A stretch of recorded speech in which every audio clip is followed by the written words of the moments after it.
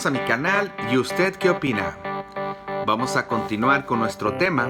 Me caso, me divorcio, me caso. ¿Y usted qué opina? En el video anterior hablamos sobre el tema fornicación no es adulterio. Vamos a hablar sobre la tercera razón, que es esta. El creyente no puede tomar la iniciativa de divorcio. Para empezar, recordemos que la Biblia dice que Dios aborrece el divorcio. Lo podemos leer en Malaquías 2:16. Por lo tanto, cualquier cristiano que tome la iniciativa de divorciarse es evidente que está en contra de la voluntad de Dios. Dios no dice que aborrece unos casos de divorcio y otros no, sino que aborrece todo divorcio, sea por la razón que sea. Esta tercera razón o argumento solo es aplicable para los cristianos, es decir, para los que se han convertido, para los que están integrados en una iglesia o comunidad cristiana, y como tales son miembros de esa iglesia, y aún así deciden divorciarse. Fijémonos bien en el contenido de este tema, que es muy importante, que se pasa por alto en la mayoría de las iglesias. Si leemos 1 Corintios 6, del 1 al 7, el texto y contexto habla directo a los creyentes y dice que los creyentes no pueden ir a los jueces civiles a dilucidar ningún pleito, incluido el divorcio, sino que debe ser en la iglesia donde se arreglen estos temas. Los problemas de separación matrimonial entre creyentes es un tema que deben asumir los pastores y miembros de la iglesia. El intervenir en el conflicto, como dice este pasaje, y no de los jueces del mundo. Así que es pecado de desobediencia a este texto bíblico y un pésimo testimonio ante los de afuera e ir a los jueces civiles a pedir el divorcio. La palabra nos dice, Dios nos dice en su palabra, lo que Dios juntó, no lo separe el hombre. Recordemos que es un mandamiento no separarlo. Porque yo detesto el divorcio. Así que en este pasaje de 1 Corintios 6, vemos como el que toma la decisión de divorciarse está cometiendo pecado. Porque está haciendo lo contrario a lo que Dios ordena. Muchas mujeres creyentes, desesperadas por la situación y animadas por sus pastores, han ido a divorciarse cometiendo este pecado. El texto bíblico dice, y si se separa, quédese sin casar o reconcíliese con su marido, y que el marido no abandone a su mujer. Lo podemos leer en 1 Corintios 7:11. Algunos preguntan, entonces, ¿tengo que seguir viviendo con quien es violento, adúltero e irresponsable? La respuesta es no. Ya hemos dicho que Dios solo permite separarse. La palabra griega en este texto en 1 Corintios 7 para separación es chorizo, que significa separarse, irse, salirse de, separarse. Y no es la palabra apostación, que significa divorcio, que es la palabra que aparece precisamente en Mateo 5:31 y Mateo 19:7.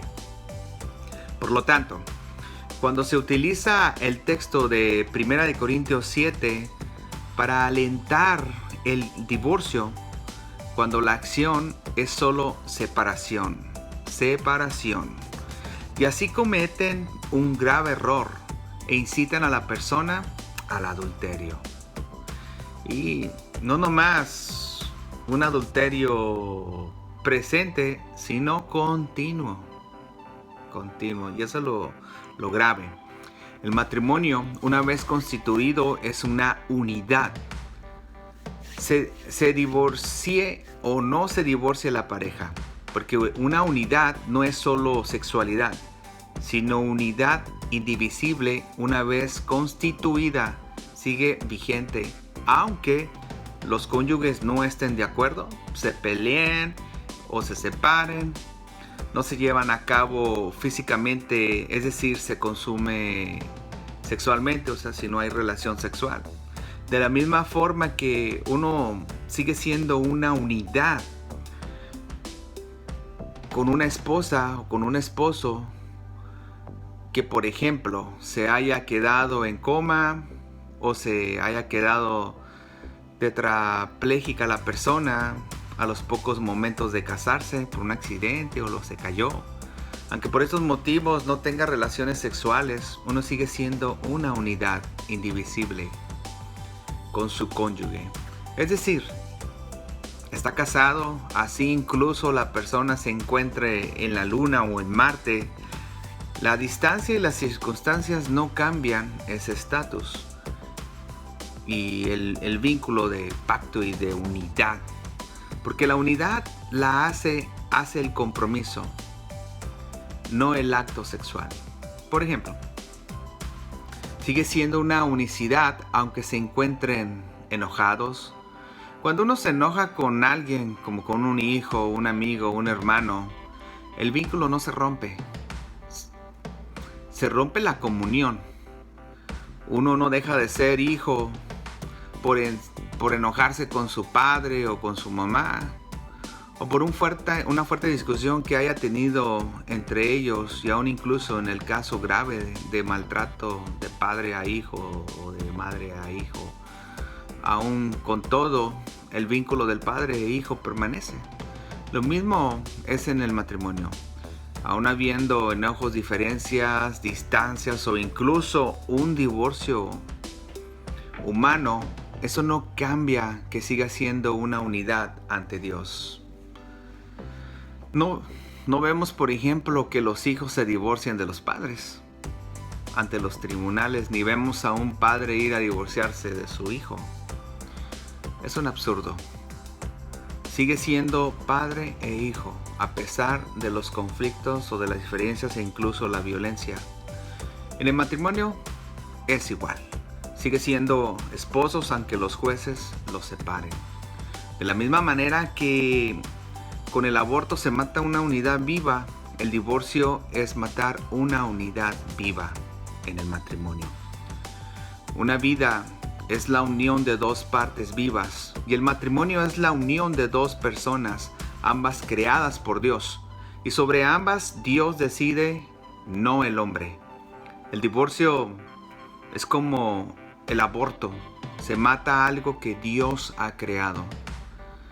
En el matrimonio Dios hace de dos, uno. En la concepción se hace uno de dos. También hay quien no abortaría, pero sí se divorciaría. Pero ambas cosas son iguales. En conclusión de este punto, las autoridades de la iglesia son las que deben intervenir, disciplinar y aconsejar sobre el matrimonio. Ir a las autoridades civiles por un divorcio es prohibido por Dios. Es dar mal testimonio del evangelio y en sí es pecado. ¿Usted qué opina? ¿Me caso? ¿Me divorcio? ¿Me caso? Bueno, gracias por ver este video. No se le olvide suscribirse a nuestro canal y darnos un like o no un like. No se le olvide dejar sus comentarios, dejar sus preguntas. Participe con nosotros y sea luz para aquellos que andan en la oscuridad. Shalom.